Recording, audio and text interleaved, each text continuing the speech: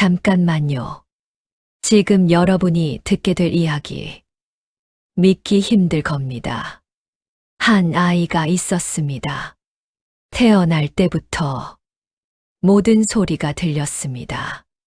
땅속 지렁이가 기어가는 소리, 심리 밖 사람의 대화, 심지어 거짓말하는 사람의 마음 소리까지. 축복 아닙니다.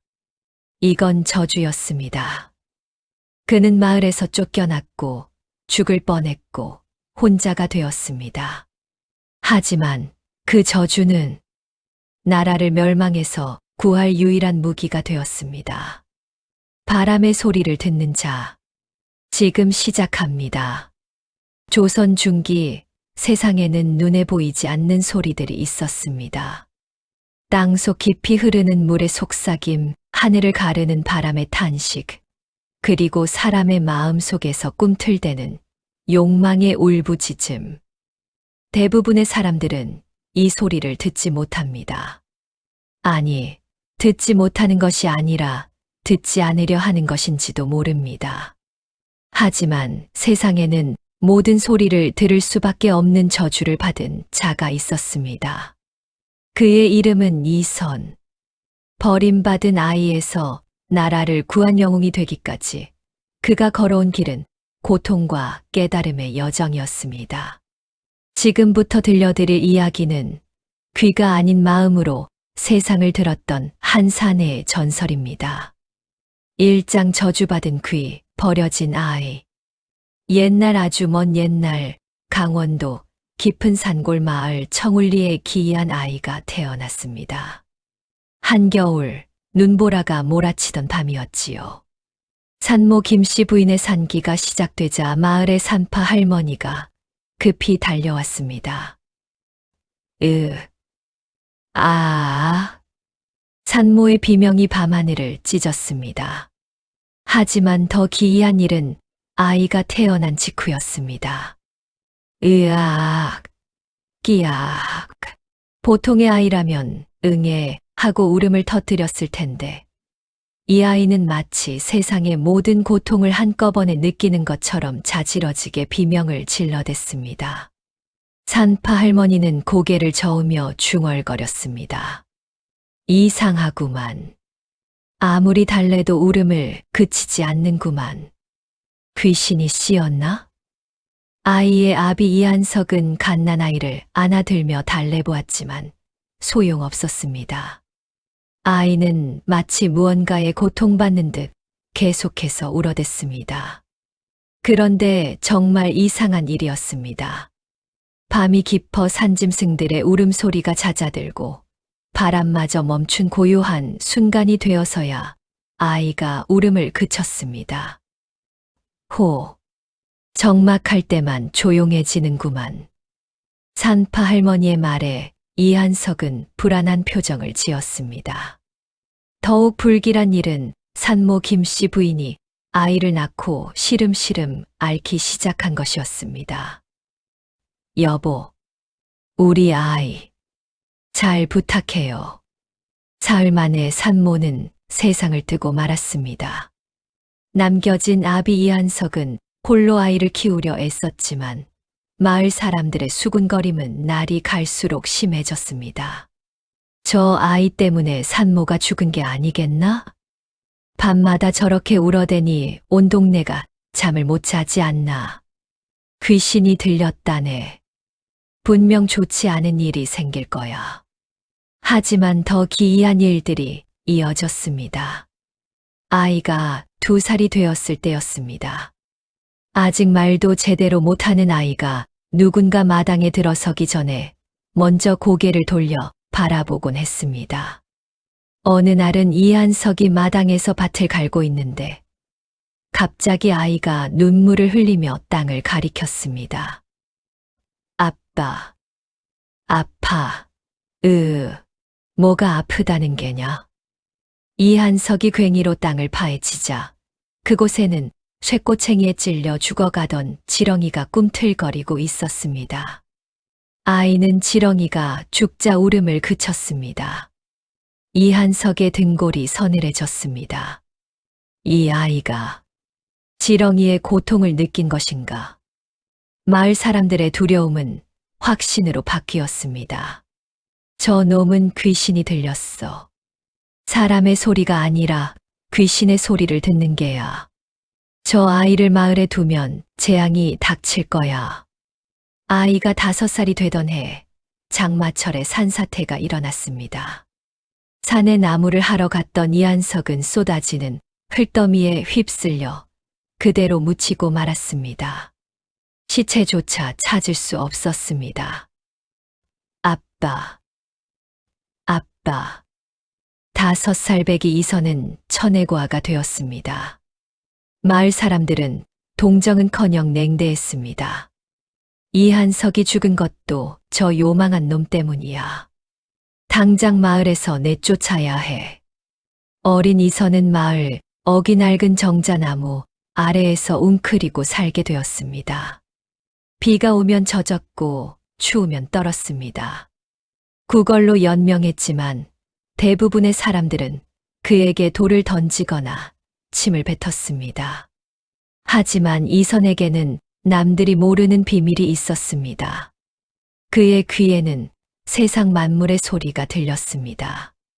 개미떼가 먹이를 나르며 서로 주고받는 신호음, 까마귀가 죽음의 냄새를 맡고 울부짖는 소리, 나무가 바람에 흔들리며 두려워하는 소리, 심지어 사람들의 마음 속에서 꿈틀거리는 욕망과 시기, 질투의 소리까지 모두 들렸습니다. 그것은 축복이 아니었습니다. 저주였습니다.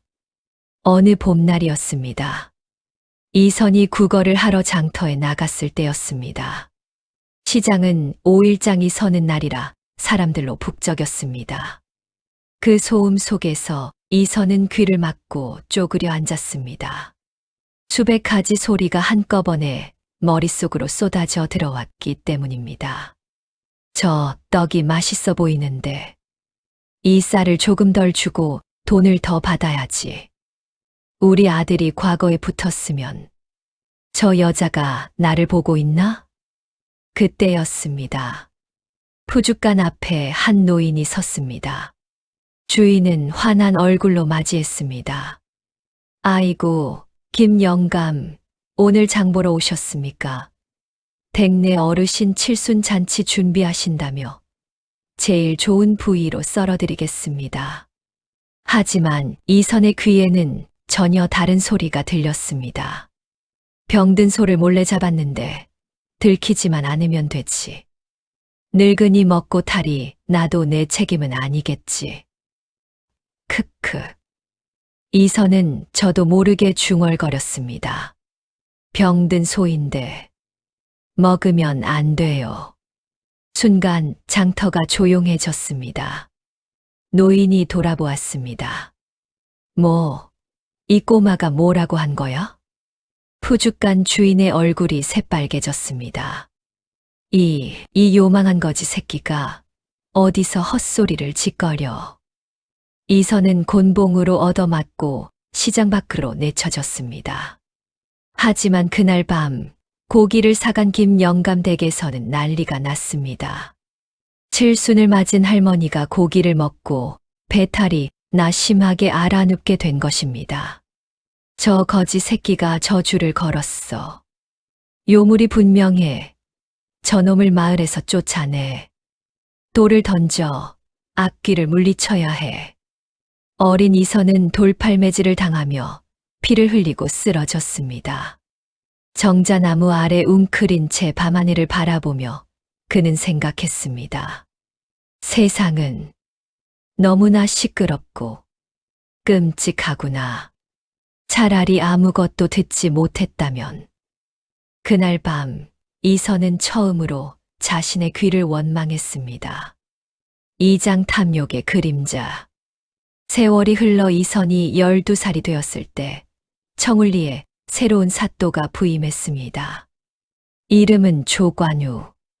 서울 양반 출신으로 젊은 나이에 벼슬을 얻은 인물이었습니다. 새로 부임하신 조 사또 날이 납시오. 백성들은 모두 엎드려라. 마을 사람들이 길가에 늘어서 절을 하는 동안 이선은 멀리서 그 행렬을 지켜보았습니다. 조관우는 가마 안에서 환하게 웃고 있었습니다. 하지만 이선의 귀에는 그의 진짜 소리가 들렸습니다. 시골 오지에 발령받다니 재수가 없군. 하지만 좋아. 여기서 돈을 긁어 모아 서울로 돌아가는 거야. 이 무식한 것들은 뜯어먹기 딱 좋지. 이선은 등골이 서늘해졌습니다. 조관우는 부임한 지 석 달 만에 본색을 드러냈습니다. 각종 명목으로 백성들에게 세금을 거두어들이기 시작한 것입니다. 금년에는 가뭄 대비 특별세를 거둔다.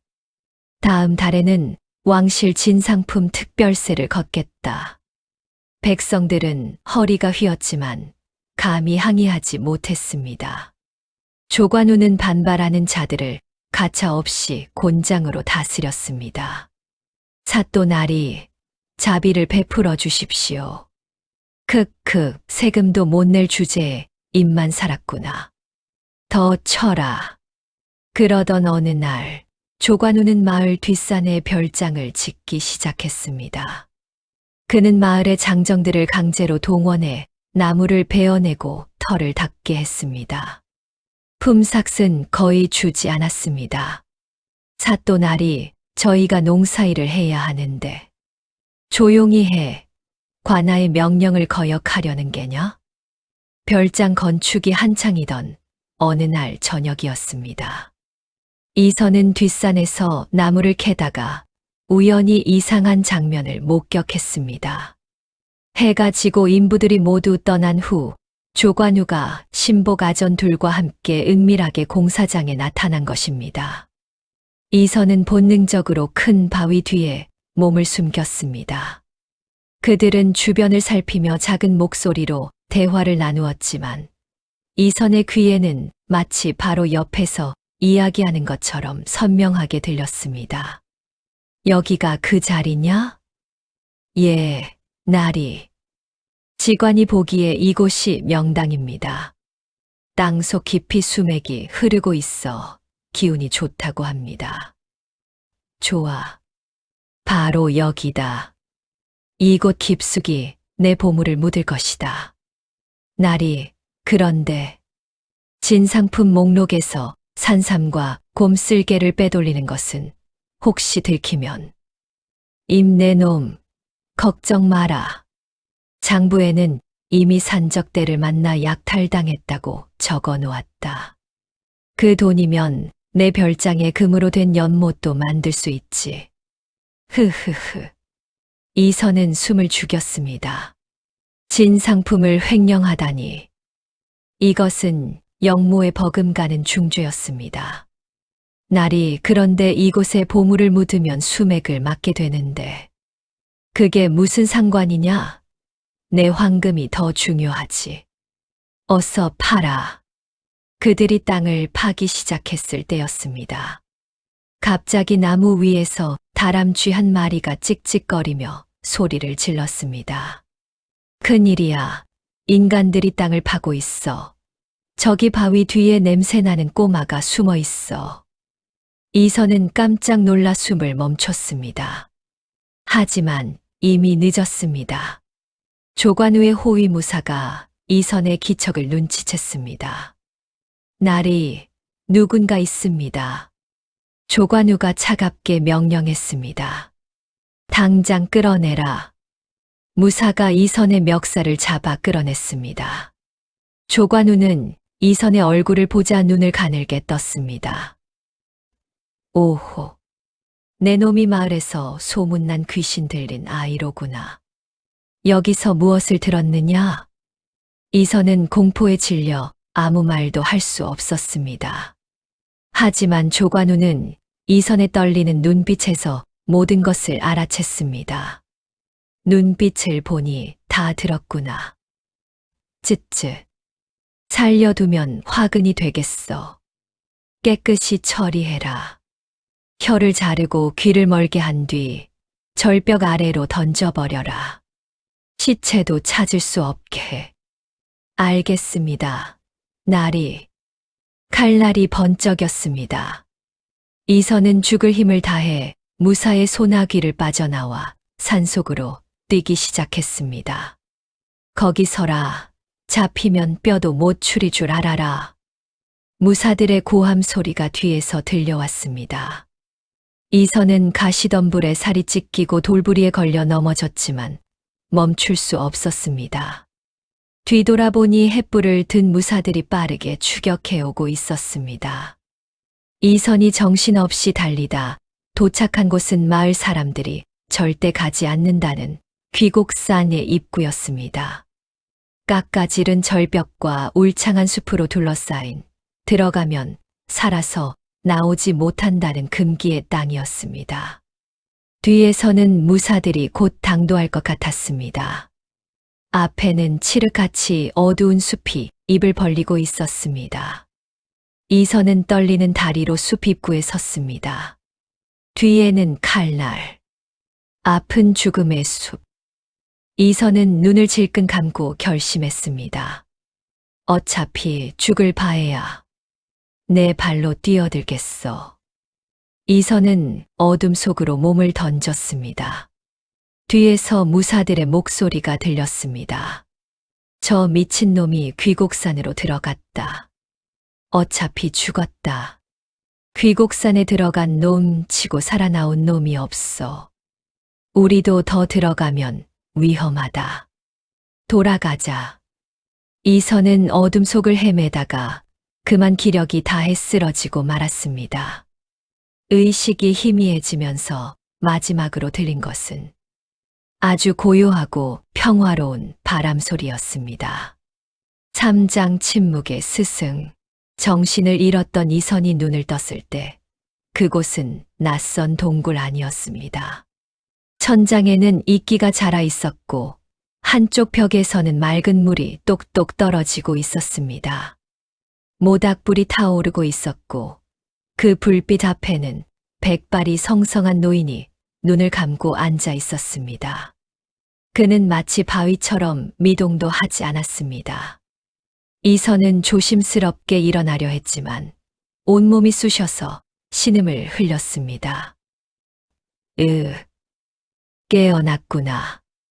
노인이 눈을 뜬 채 말했습니다. 아니, 눈을 뜨지 않았습니다. 그의 눈은 감긴 채였는데도 마치 이선을 똑바로 보는 것 같았습니다. 누구십니까? 여기가 어디죠? 이곳은 귀곡산 깊숙한 곳이다. 나는 백운. 세상과 인연을 끊고 이곳에서 수행하는 늙은이지. 저를 구해 주신 겁니까? 구했다기보다는 내 거처에 떨어진 것을 주었을 뿐이다. 너는 쫓기고 있었지. 이선은 고개를 끄덕였습니다. 백운 도사는 여전히 눈을 감은 채 말을 이었습니다. 시끄럽구나. 네. 내 마음속 비명이 여기까지 들린다. 세상의 모든 소리가 내 머릿속으로 쏟아져 들어와 내 영혼을 짓누르고 있구나. 이선은 깜짝 놀라 노인을 바라보았습니다. 어떻게 제가 듣는 소리를 아십니까? 내 입으로 내는 소리가 아니라 내 놈의 혼이 내는 비명이 들리는 것이다. 너는 천이통을 타고났구나. 하늘이 내린 귀를 가진 자. 천이통이요. 세상 만물의 소리를 듣는 능력이다. 부처가 닦은 육신통 중 하나이지. 하지만 너는 그것을 다스리지 못하고 있다. 마치 방패 없이 전장에 뛰어든 것과 같구나. 이선은 노인 앞에 무릎을 꿇었습니다. 제발 저 좀 도와주십시오. 이 소리들 때문에 미칠 것 같습니다. 잠도 제대로 못 자고 사람들 틈에 있으면 머리가 터질 것 같습니다. 차라리 귀를 잘라버리고 싶습니다. 어리석은 놈. 남들은 평생을 닦아도 얻지 못할 천이통을 가지고 귀를 자르겠다니. 바보 같은 소리 마라. 하지만 이것은 저주입니다. 축복이 아닙니다. 아니다. 그것은 검이다. 검이요? 내가 다룰 줄 모르면 너를 베는 칼이 되지만 다룰 줄 알면 세상을 구하는 보검이 되는 법이다. 문제는 내 능력이 아니라 내가 그것을 받아들이지 못하고 있다는 것이다. 이선은 노인의 말에 고개를 떨구었습니다. 백운 도사가 다시 입을 열었습니다. 나와 함께 수행할 테냐? 수행이요. 무술을 가르쳐 주시는 겁니까? 무술. 하하하. 너에게 필요한 것은 주먹이 아니다. 너는 듣는 법과 닫는 법을 배워야 한다. 듣는 법과 닫는 법이요? 그렇다. 소리를 듣되 끌려다니지 않는 법, 소리를 닫되 필요할 때는 열 수 있는 법. 그것을 배우지 않으면 너는 평생 소리의 노예로 살 것이다. 그날부터 이선은 백운 도사 밑에서 수행을 시작했습니다. 처음 백운 도사가 시킨 것은 의외로 간단했습니다. 앉아라. 그리고 눈을 감아라. 이선이 눈을 감자 세상의 소리가 더욱 선명하게 들려왔습니다. 물 떨어지는 소리, 바람이 동굴 입구를 스치는 소리, 멀리서 들리는 새들의 지저귐, 땅속 벌레들이 기어가는 소리.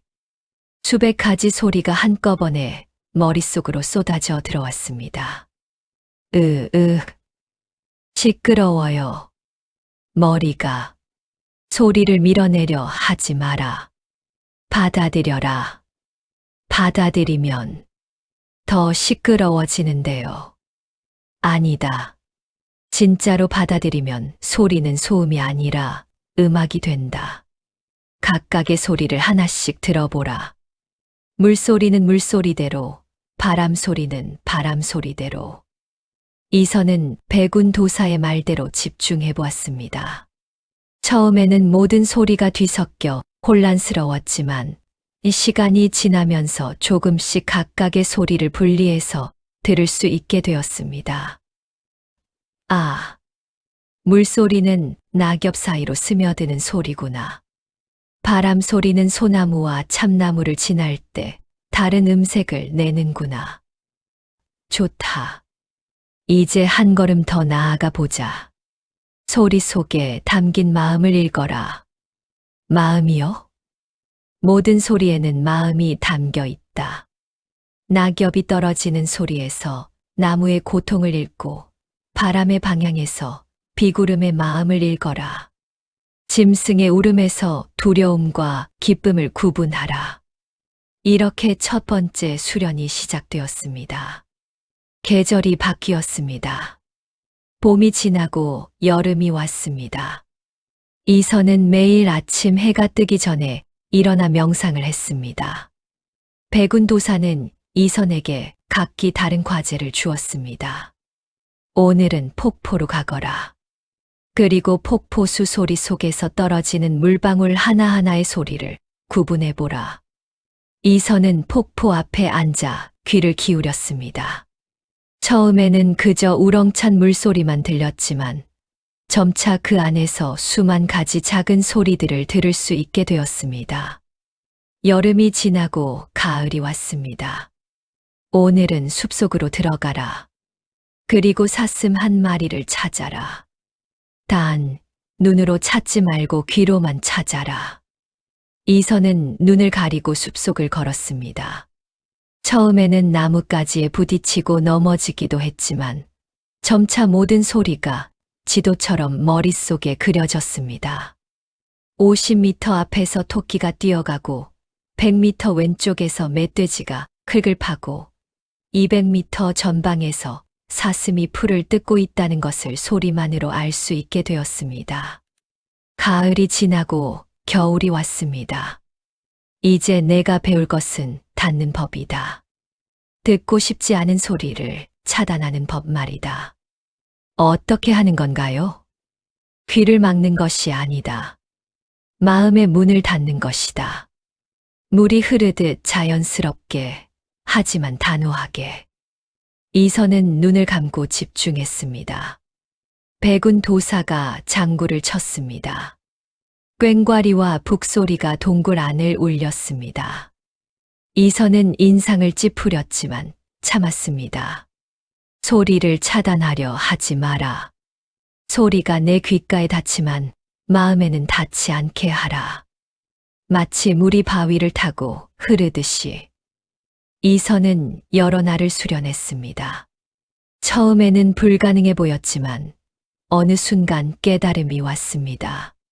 소리를 막는 것이 아니라 자신과 소리 사이에 투명한 벽을 세우는 것입니다. 소리는 들리지만 그것이 자신을 흔들지 못하게 하는 것. 겨울이 지나고 다시 봄이 왔습니다. 이렇게 10년이 흘렀습니다. 소년은 청년이 되었습니다. 이제 이선의 키는 훌쩍 자랐고 어깨도 넓어졌습니다. 산속 생활로 몸은 단단해졌고 눈빛은 깊어졌습니다. 이선아. 예, 스승님. 내 수련은 끝났다. 이제 너는 더 이상 소리의 노예가 아니다. 소리의 주인이 되었다. 이선은 백운 도사 앞에 무릎을 꿇고 절을 올렸습니다. 스승님의 은혜 평생 잊지 않겠습니다. 일어서라. 내가 배운 것을 이제 세상을 위해 써야 할 때가 왔다. 무슨 말씀이신지. 그때였습니다. 산 아래에서 심상치 않은 바람이 불어왔습니다. 이선의 표정이 굳어졌습니다. 바람에 실려 비릿한 피 냄새가 느껴졌고 수많은 사람들의 곡소리가 들려왔습니다. 스승님, 산 아래가 울고 있습니다. 백운 도사는 고개를 끄덕였습니다. 내 검을 쓸 때가 왔구나. 하산하거라. 스승님은 어떻게 하시렵니까? 나는 이미 세상과 인연을 끊었다. 하지만 너는 다르다. 내 귀는 고통받는 자들의 소리를 듣기 위해 주어진 것이다. 가거라. 이선은 깊이 절을 올리고 동굴을 나섰습니다. 10년 만에 세상으로 돌아가는 길이었습니다. 사장 말라버린 땅, 붉은 눈의 괴물. 이선이 산을 내려와 도착한 세상은 10년 전과는 완전히 달라져 있었습니다. 극심한 가뭄이 3년째 이어지고 있었습니다. 한때 푸르렀던 들판은 황토빛으로 변했고 강바닥은 거북이 등처럼 갈라져 있었습니다. 논과 밭은 말라비틀어졌고 나무들은 잎을 떨구고 앙상한 가지만 허공을 향해 뻗고 있었습니다. 올해도 농사는 망했어. 이러다 굶어 죽겠어. 초근목 피로라도 연명해야지. 우리 아이가 사흘째 밥을 못 먹었어. 마을에는 원인 모를 괴질이 돌고 있었습니다. 고열에 시달리다 죽어가는 사람들이 늘어났고 의원들도 속수무책이었습니다. 이상합니다. 이런 병은 처음 봅니다. 어떤 약을 써도 낫지 않고 더 큰 문제는 밤마다 나타난다는 괴물이었습니다. 간밤에 또 이 씨네 집소가 물려갔다더군. 소만이 아니야. 지난주에는 사람까지 죽었다고 하네. 몸에 커다란 발톱 자국이. 붉은 눈을 가진 괴물이라더구만. 산신령이 노하신 게야. 이선은 마을을 지나며 사람들의 대화를 들었습니다. 하지만 그의 귀에는 표면적인 말뿐 아니라 사람들의 마음속 소리도 함께 들려왔습니다. 이러다 우리 가족 모두 굶어 죽는 거 아닌가. 차라리 서울로 떠나야 하나. 신에게 제사라도 더 지내야 하나. 이선은 사또가 있는 관아를 향해 걸어갔습니다. 관아 앞에는 백성들이 바친 재물이 산더미처럼 쌓여 있었습니다. 쌀, 돈, 귀한 약재들. 부족하다. 더 바쳐라. 산신령께서 노하셔서 이 모든 재앙이 내린 것이다. 더 많은 재물이 필요하다. 10년이 지난 조관우는 이제 병조판서의 자리에까지 올라 있었습니다. 그는 더욱 살이 찌고 거만해져 있었습니다. 이선은 그의 모습을 보며 쓴웃음을 지었습니다. 하지만 그의 귀에는 조관우가 내는 진짜 소리가 들렸습니다. 바보 같은 것들. 산신령이라니. 이 기회에 더 긁어 모아야지. 왕이 병들어 누웠으니 내 기회야. 조금만 더 모으면 역모를 꾸밀 수도. 이선의 눈빛이 차가워졌습니다. 하지만 더 중요한 것은 그 순간 그의 귀에 들린 다른 소리였습니다. 꺼내줘. 답답해. 물길이 막혔어. 숨을 쉴 수가 없어. 이선은 귀를 기울였습니다. 그 소리는 관아 뒤편 조관우의 별장이 있는 곳에서 들려왔습니다. 이선은 몰래 별장 쪽으로 다가갔습니다. 별장은 10년 전보다 훨씬 크고 화려해져 있었습니다. 금박을 입힌 기와 대리석 계단, 황금 연못, 백성들의 고혈로 지은 궁전이었습니다. 이선은 별장 뒤편 바위산으로 올라갔습니다. 그곳에서 그는 이상한 것을 발견했습니다. 거대한 바위 틈 사이로 굵은 쇠사슬이 박혀 있었고 그 주변에는 검은 피가 말라붙어 있었습니다.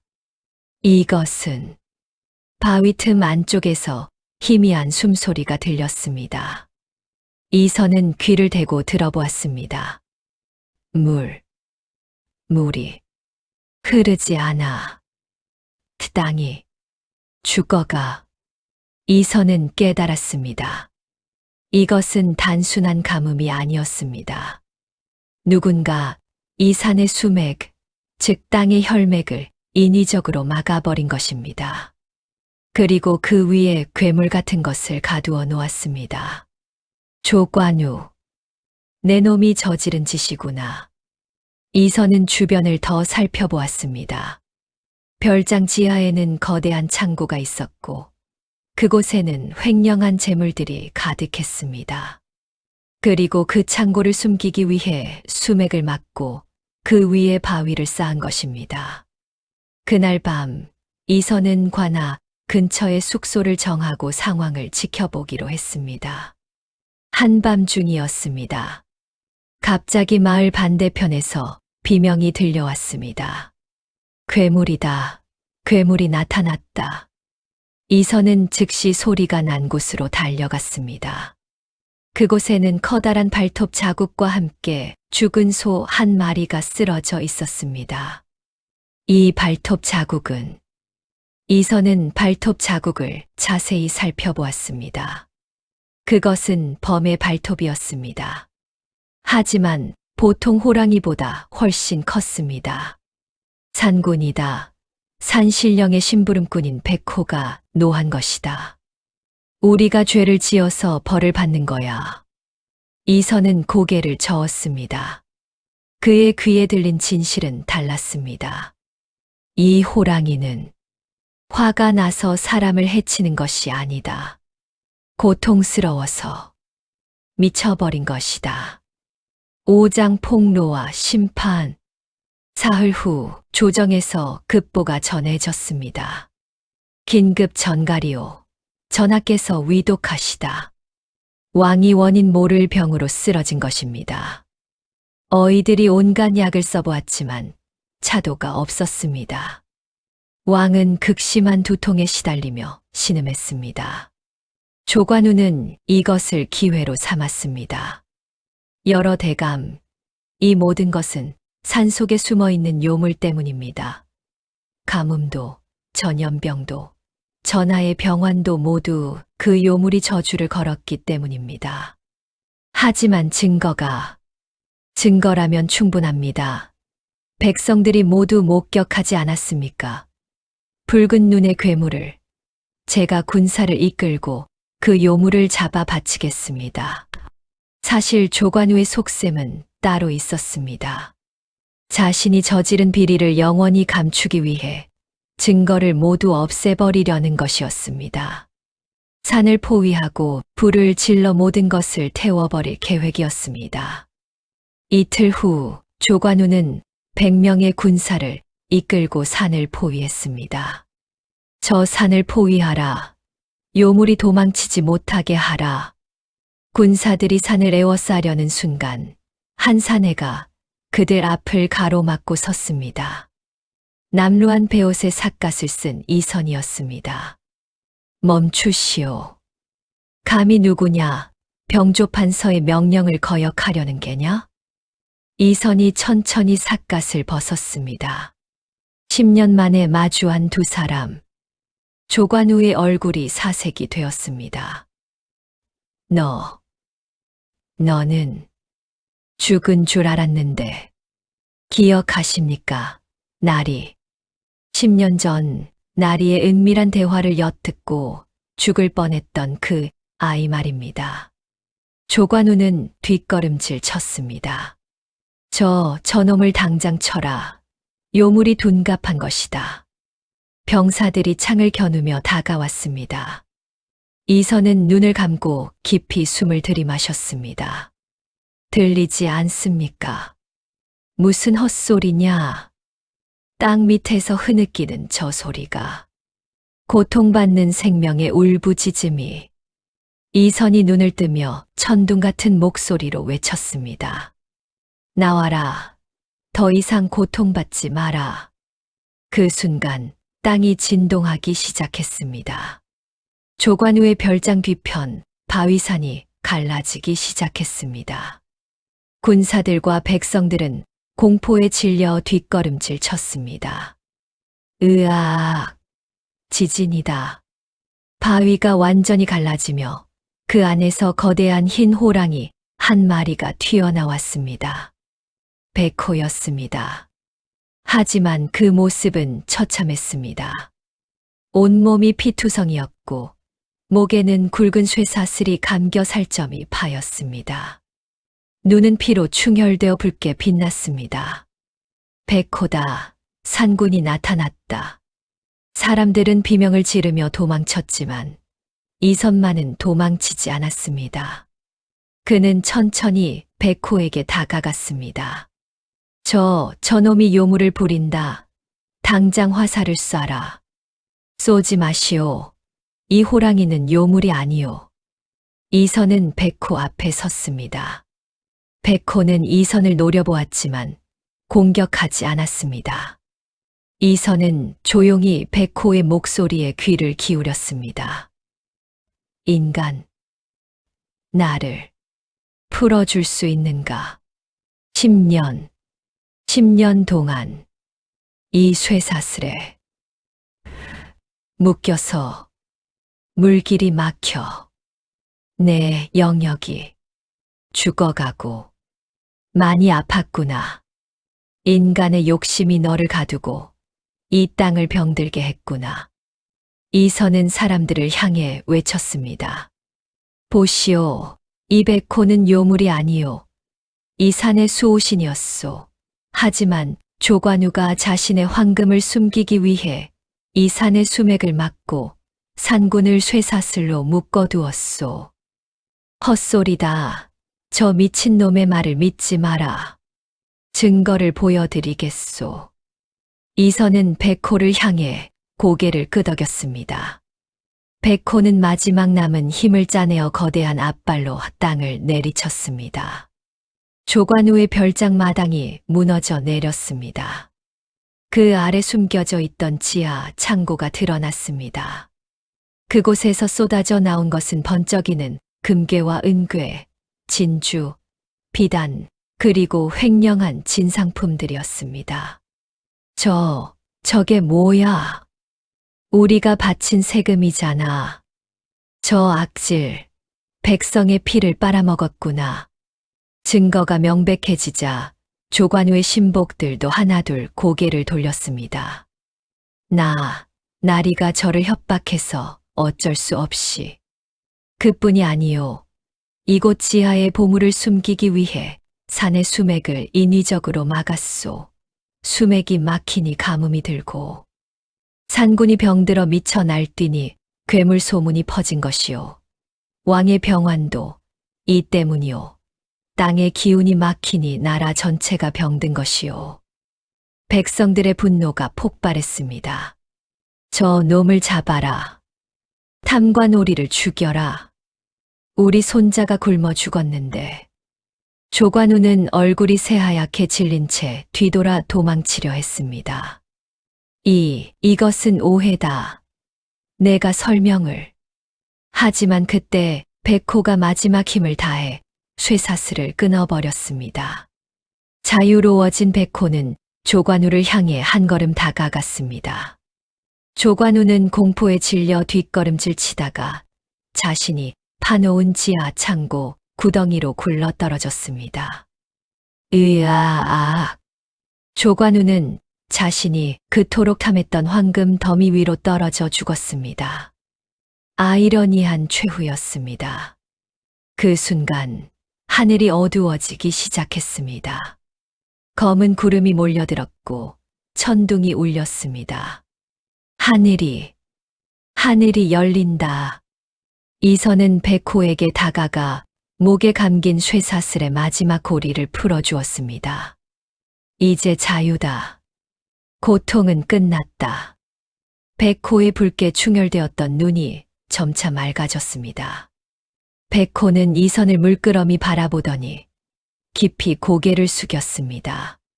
비가 온다. 3년 만에 단비가 쏟아지기 시작했습니다. 처음에는 한두 방울씩 떨어지더니 곧 폭우가 되어 쏟아졌습니다. 막혔던 수맥이 터지면서 땅속에서 시원한 물줄기가 솟구쳐 올랐습니다. 물이다. 샘물이 솟는다. 비가 온다. 사람들은 하늘을 향해 손을 뻗으며 울고 웃었습니다. 어떤 이는 무릎을 꿇고 하늘에 감사 기도를 올렸습니다. 백호는 빗속에서 이선을 한 번 더 바라본 뒤 천천히 몸을 돌려 산속으로 사라졌습니다. 그 모습은 더 이상 흉포한 괴물이 아니라 위험 있는 산의 수호신이었습니다. 비는 사흘 밤낮으로 내렸습니다. 땅은 다시 숨을 쉬기 시작했고 말라 비틀어졌던 나무들에 다시 생기가 돌았습니다. 그리고 신기하게도 왕의 병도 씻은 듯이 나았습니다. 육장 바람 따라 흘러가다. 비가 그치고 맑은 하늘이 드러났을 때 온 나라에 조관우의 만행이 알려졌습니다. 왕은 조사단을 보내 진상을 파악했고 이선을 궁으로 불렀습니다. 대전에는 온갖 대신들이 늘어서 있었고 용상에는 건강을 되찾은 왕이 앉아 있었습니다. 경이 바로 이선이라는 자인가. 이선은 무릎을 꿇고 절을 올렸습니다. 황송하옵니다. 전하. 고개를 들어라. 경은 이 나라를 구하는 인이다. 조관우의 역적 행위를 밝혀내고 가뭄의 원인을 찾아 백성을 구했도다. 짐이 경에게 큰 상을 내리고자 하니 원하는 것을 말해보라. 대전의 신하들이 모두 이선을 바라보았습니다. 어떤 이는 부러운 눈빛으로, 어떤 이는 존경의 눈빛으로 그를 보았습니다. 저 젊은이가 병조판서 자리를 받을지도 모르겠군. 아니면 막대한 재물을. 어떠냐? 벼슬을 원하느냐? 금은보화를 원하느냐? 아니면 땅을 하사받고 싶으냐? 잠시 침묵이 흘렀습니다. 모두가 이선의 대답을 기다렸습니다. 하지만 이선은 정중히 고개를 저었습니다. 황송하오나 신은 그 무엇도 원치 않습니다. 뭐라 아무것도 원치 않는다고. 전하, 신은 그저 들어야 할 소리를 들었을 뿐입니다. 억울한 백성들의 신음소리, 고통받는 생명의 울부짖음. 그것을 외면할 수 없었을 뿐입니다. 허나 그대의 공은 인정받아야 하지 않겠는가. 전하, 신에게는 벼슬아치의 관복이 너무나 시끄럽게 느껴집니다. 조정의 이런저런 소리들이 신의 귀에는 고통스럽습니다. 왕은 이선의 특별한 능력에 대해 보고를 받은 터였습니다. 왕은 고개를 끄덕였습니다. 그렇다면 경은 어디로 갈 것인가? 신은 그저 바람이 부는 소리, 물이 흐르는 소리를 들으며 살고 싶습니다. 그리고 세상 어디에 억울한 소리가 있다면 그곳으로 가고자 합니다. 허허, 참으로 욕심 없는 자로구나. 그렇다면 이것만은 받아라. 왕은 신하에게 명하여 비단 보따리 하나를 가져오게 했습니다. 그 안에는 왕의 어보가 찍힌 통행증과 약간의 은자가 들어 있었습니다. 이것은 팔도를 자유롭게 다닐 수 있는 특별 통행증이다. 그리고 길에서 쓸 약간의 노자다. 작은 것이지만 받아주길 바란다. 황송하옵니다. 전하. 이선은 통행증을 받았습니다. 왕이 다시 입을 열었습니다. 이선아. 예, 전하. 만약 조정에서 경에 도움이 필요하다면 다시 불러도 되겠는가? 이선은 잠시 생각하다가 대답했습니다. 만약 그것이 백성을 위한 일이라면 언제든 달려오겠습니다. 좋다. 짐이 경 같은 충신을 두었음을 자랑스럽게 여기노라. 이선은 대전을 나섰습니다. 밖에는 그가 구한 백성들이 모여 있었습니다. 은인이시다. 저를 받으십시오. 아저씨, 고맙습니다. 사람들은 이선에게 감사의 인사를 하려 했지만 이선은 왕이 하사한 은자를 모두 꺼내 가난한 백성들에게 나눠주었습니다. 이것으로 씨앗을 사고 농사를 다시 시작하십시오. 어려운 사람들을 서로 돕고 살아가십시오. 은인, 성함이라도 여쭤야. 하지만 이선은 이미 삿갓을 쓰고 대궐문을 나서고 있었습니다. 백성들이 문 밖으로 나왔을 때 이선은 이미 저 멀리 길 위의 작은 점으로만 보였습니다. 그는 뒤돌아보지 않고 걸어갔습니다. 그 후로 조선 팔도에는 이상한 소문이 돌기 시작했습니다. 충청도 어느 마을에서 억울하게 누명을 쓴 사람이 있었는데 어디선가 삿갓 쓴 사내가 나타나 진범을 찾아냈다더군. 전라도에서는 탐관오리가 곡식을 빼돌리고 있었는데 그 사내가 나타나 장부의 거짓을 밝혀냈다지 뭔가. 경상도 산골에서는 산사태가 일어날 위험이 있었는데 미리 알아채고 마을 사람들을 대피시켰다는구먼. 아무도 그의 얼굴을 제대로 본 사람이 없었습니다. 그는 항상 밤에 나타났다가 일이 끝나면 바람처럼 사라졌습니다. 다만 한 가지 공통점이 있었습니다. 그가 떠날 때면 항상 이런 말을 남겼다고 합니다. 소리에 귀 기울이십시오. 자연의 소리, 약자의 소리, 진실의 소리에. 세월이 흘러 이선의 존재는 전설이 되었습니다. 어떤 이는 그가 신선이 되어 하늘로 올라갔다고 했고, 어떤 이는 여전히 어딘가에서 세상을 지키고 있다고 했습니다. 진실은 아무도 모릅니다. 다만 확실한 것은 세상 어딘가에 억울함이 있고 외면받는 고통이 있을 때 누군가는 그 소리를 듣고 있다는 것입니다.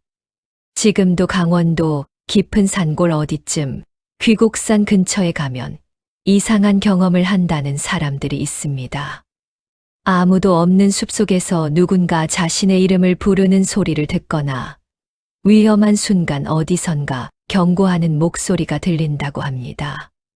혹자는 그것이 바람의 장난이라 하고 혹자는 그것이 귀신의 소리라고도 합니다.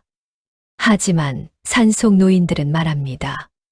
그것은 바람의 소리를 듣는 자가 아직도 세상을 지키고 있다는 증거라고. 이선은 지금도 어딘가에 있을 것입니다. 삿갓을 쓰고 지팡이를 짚고 산길을 걷고 있을 것입니다. 그의 귀는 여전히 열려 있습니다. 도움이 필요한 자의 속삭임을 억울함에 떠는 자의 신음을, 자연이 보내는 경고를, 그리고 세상이 잊어버린 작은 목소리들을 그는 듣고 있습니다. 지금도 여러분은 지금 어떤 소리에 귀 기울이고 계신가요? 세상에는 듣지 못하는 소리가 아니라 듣지 않으려는 소리가 더 많은지도 모릅니다. 때로는 가장 작은 소리가 가장 중요한 진실을 담고 있을 수 있습니다. 오늘의 이야기, 바람의 소리를 듣는 자는 여기서 마칩니다. 하지만 이선의 여정은 끝나지 않았습니다. 그는 지금도 어딘가에서 세상의 소리에 귀 기울이고 있을 것입니다. 오늘의 1시간 긴 여정 함께 해주셔서 감사합니다. 이선의 이야기를 통해 우리는 무엇을 배울 수 있을까요? 탐욕이 얼마나 많은 것을 파괴하는지, 그리고 진실의 목소리에 귀 기울이는 것이 얼마나 중요한지 말입니다. 여러분의 삶에서도 작은 소리들에 귀 기울여 보세요. 가족의 숨겨진 고민, 친구의 외로움, 자연이 보내는 신호들. 우리 모두가 조금씩 이선처럼 들을 수 있다면 세상은 조금 더 나은 곳이 되지 않을까요? 다음 시간에도 더 흥미진진한 이야기로 찾아뵙겠습니다. 구독과 좋아요, 알림 설정은 큰 힘이 됩니다. 댓글로 여러분의 생각도 들려주세요. 여러분, 오늘도 좋은 하루 되시고 항상 주변의 소리에 귀 기울이는 하루 보내세요. 안녕히 계세요.